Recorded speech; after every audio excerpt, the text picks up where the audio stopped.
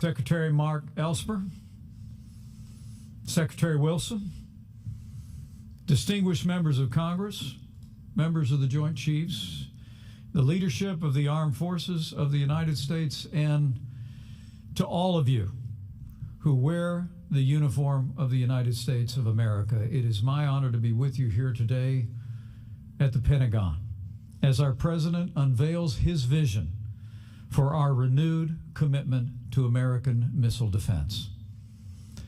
As Commander-in-Chief, President Trump has no higher priority than the safety and security of the American people. And it's frankly the greatest honor of my life to serve as Vice President to a president who cares so deeply about the men and women of our armed forces and their families. Today, along with all of you, our hearts and our prayers are with the families of the fallen American heroes who were lost in Syria yesterday, as well as those service members who were wounded. We honor their service, and we will honor the memory of the fallen.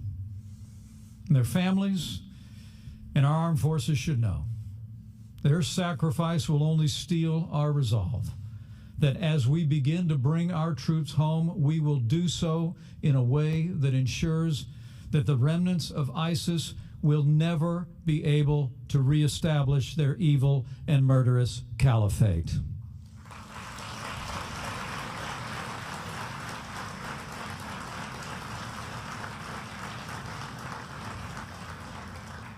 It's in that same spirit of resolve that we gather here today. Since day one of this administration, President Trump has taken decisive action to make the strongest military in the history of the world stronger still.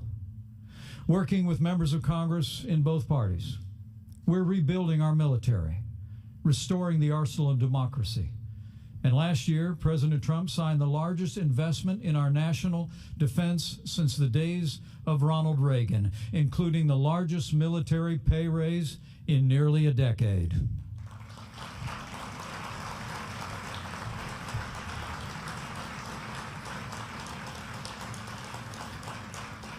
At the President's direction, we released a national security strategy that puts America first, pursued the modernization of our nuclear arsenal, and President Trump has taken decisive action to extend American dominance on land, at sea, in air, and in cyberspace, and even called for the establishment of a sixth branch of our armed forces to ensure American dominance in space.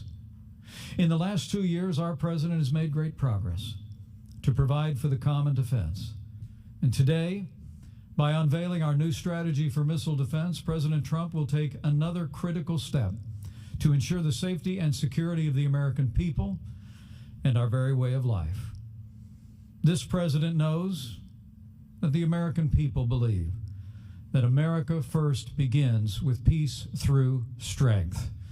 So now it is my high honor and distinct privilege to introduce your Commander-in-Chief, the 45th President of the United States of America, President Donald Trump.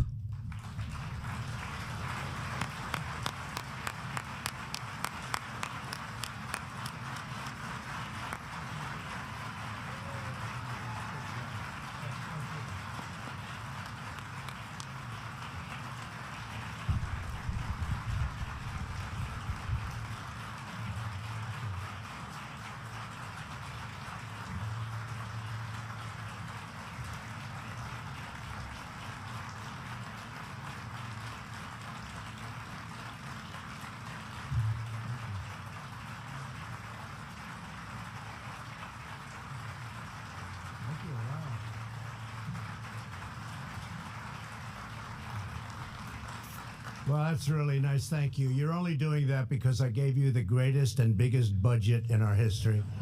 And I've now done it 2 times. And I hate to tell the rest of the world, but I'm about to do it 3 times. So that's the only reason you gave me such a nice welcome. Thank you very much. And thank you to Vice President Pence for that wonderful introduction. It's an honor to be at the Pentagon with so many distinguished military leaders, and I especially want to recognize our acting Defense Secretary, Patrick Shanahan. He's been fantastic wherever you may be, Patrick. Thank you. Thank you.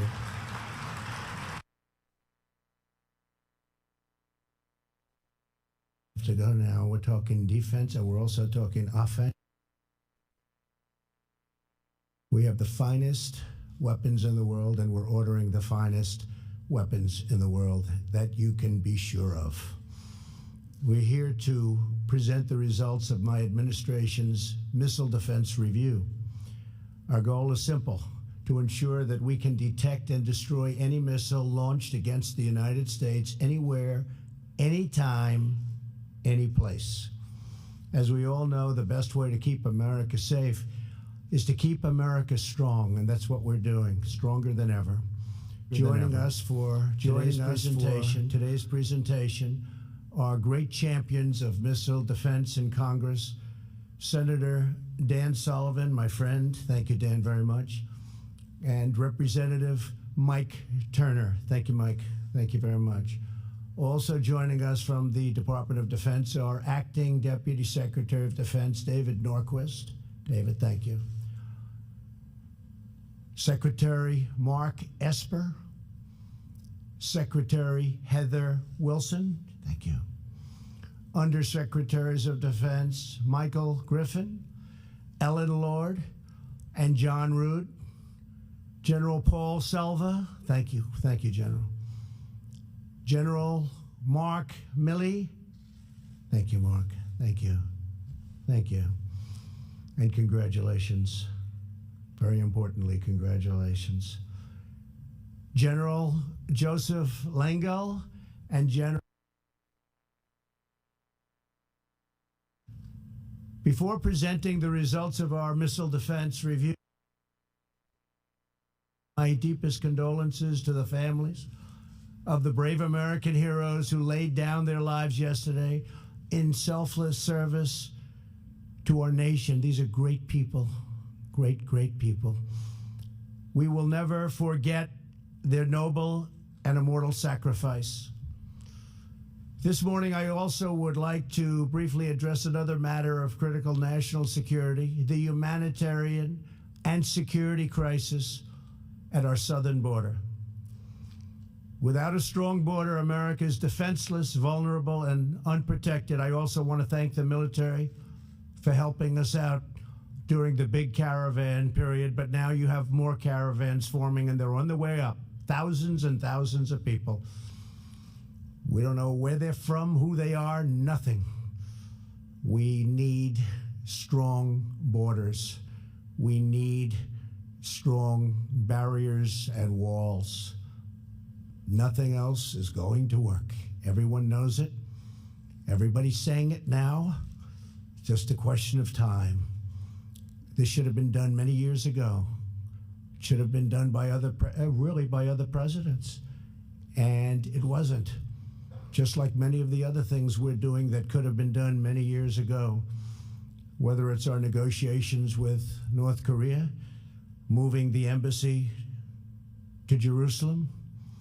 So many things were supposed to have been done many years ago and they weren't, but we're doing them. A wall has to be built. We need security at our southern border. Drugs flow in. Tremendous percentages of the drugs coming into our country come from the southern border. We're not going to allow it to happen. And that is why our Homeland Security professionals have asked Congress for a steel barrier between the ports of entry to fund more agents, beds, medical supplies, and technology, and to close the ridiculous and dangerous immigration loopholes that no country in the world has but us. The federal government remains shut down because congressional Democrats refuse to approve border security. We're going to have border security. It's going to be tight. It's going to be strong. We're going to let people into our country gladly, but they're going to come in illegally. That includes for the farmers who need help and for others. But we are going to have powerful, strong border security. While many Democrats in the House and Senate would like to make a deal Speaker Pelosi will not let them negotiate.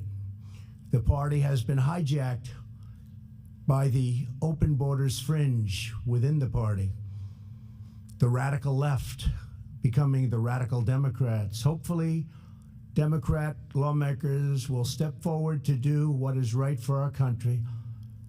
And what's right for our country is border security at the strongest level. Stop human hijacking. Stop drugs. Stop gangs. Stop criminals. That's what we're going to do. That was my pledge, and that's what we're going to do. We're gathered together to outline the steps that we must take to upgrade and modernize America's missile defense. So important. In a time of rapidly evolving threats, we must be certain that our defensive capabilities are unrivaled and unmatched anywhere in the world.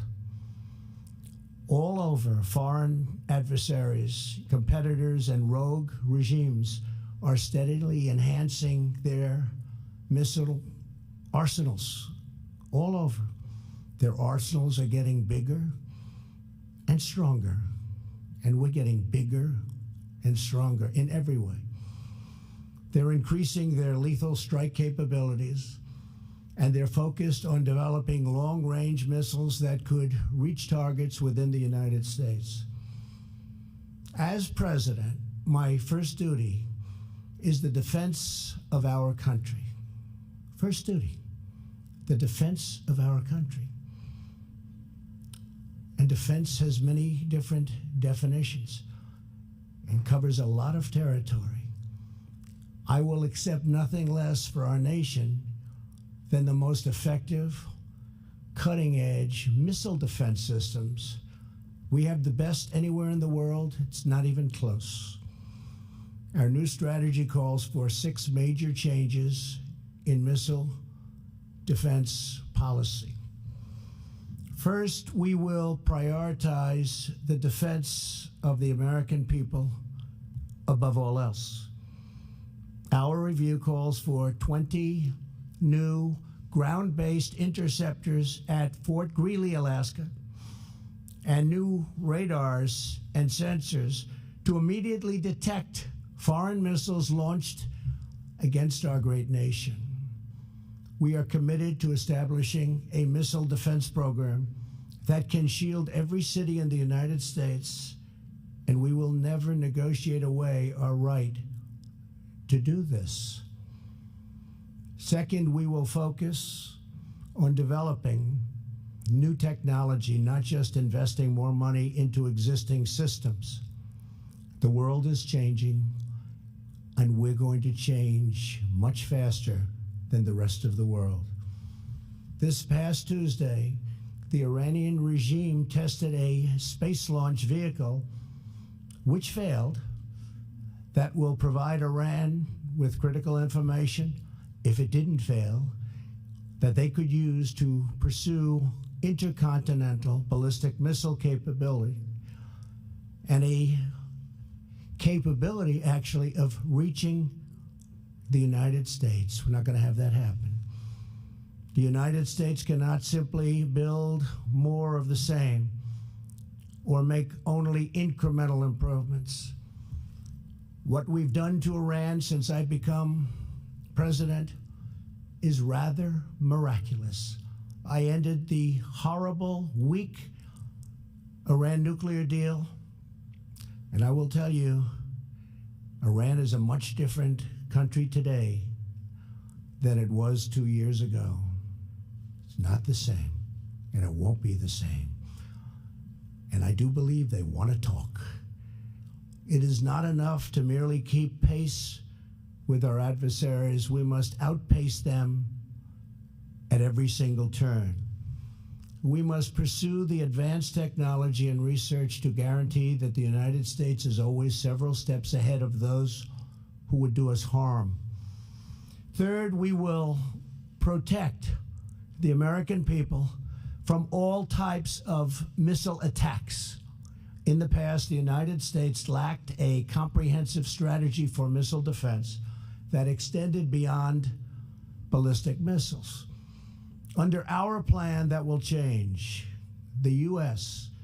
will now adjust its posture to also defend against any missile strikes, including cruise and hypersonic missiles.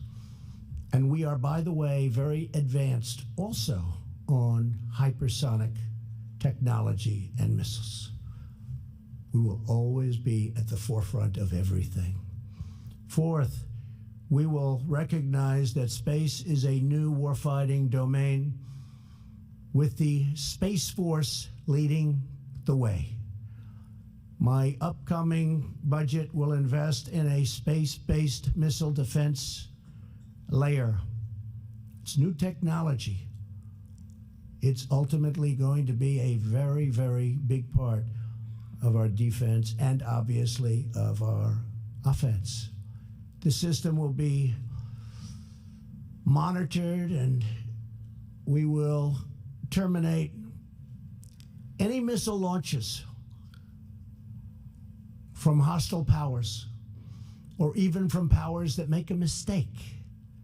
It won't happen, regardless of the missile type or geographic origins of the attack. We will ensure that enemy missiles find no sanctuary on Earth or in the skies above. This is the direction that I'm heading. We have some very bad players out there, and we're a good player, but we can be far worse than anybody if need be. I've always known, and I've watched and I've seen, the stronger you are, the less you will need whatever that strength may be. Fifth, we will remove bureaucratic obstacles to dramatically speed up the acquisition and deployment of the new technology. And sixth, we will insist on fair burden sharing with our allies. I made it clear we are protecting many, many wealthy countries. One country, they said, has an unsustainable cash flow. In other words, they make so much money they don't know what to do with it. I said, send it our way. We're protecting you. Send it our way. We protect all of these wealthy countries, which I'm very honored to do. But many of them are so wealthy they can easily pay us the cost of this protection. So you'll see big changes taking place. And we've had great talks with countries, friendly talks. One of them said, Mr. President, yes, we will work with you. But for 30 years, nobody's ever asked. I said, now we're asking. Took a long time. I said, now we're asking. And that allows us to spend much more money than these incredible budgets where it's just money going out and not coming back. So wealthy countries that we're protecting are all under notice and all cooperating very nicely. I would say they probably liked other presidents more than me, but that's okay. I don't blame them. I would too. There was a recent poll in Europe. The original poll, when I first ran, I was one of the most popular people in the world. And now they said he's not popular in Europe. I shouldn't be, because I'm asking them to step up.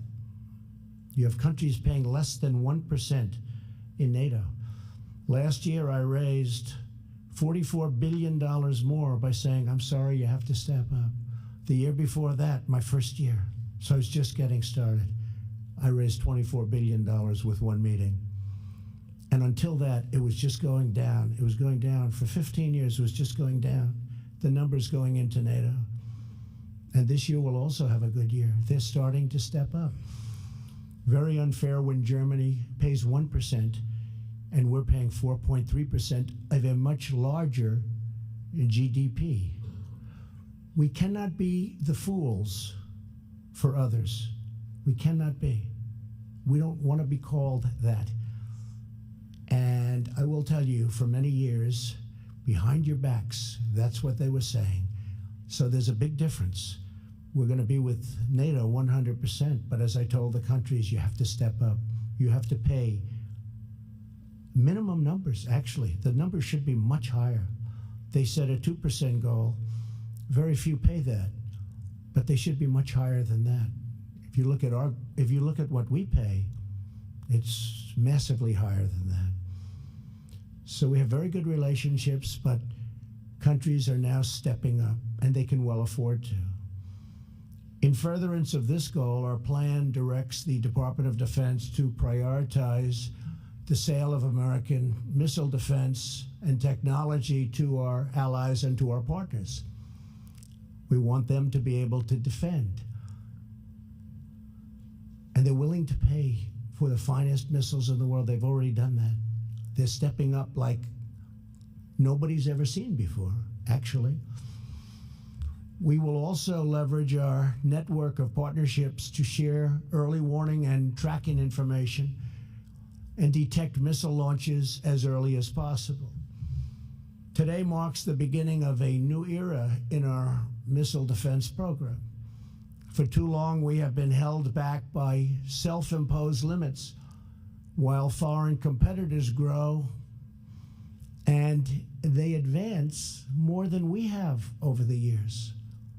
Part of the reason is we spend so much money on so many other places. Now that's changing. We're helping, and we're able to spend money on technology and new defense and far beyond defense systems. So those days are history.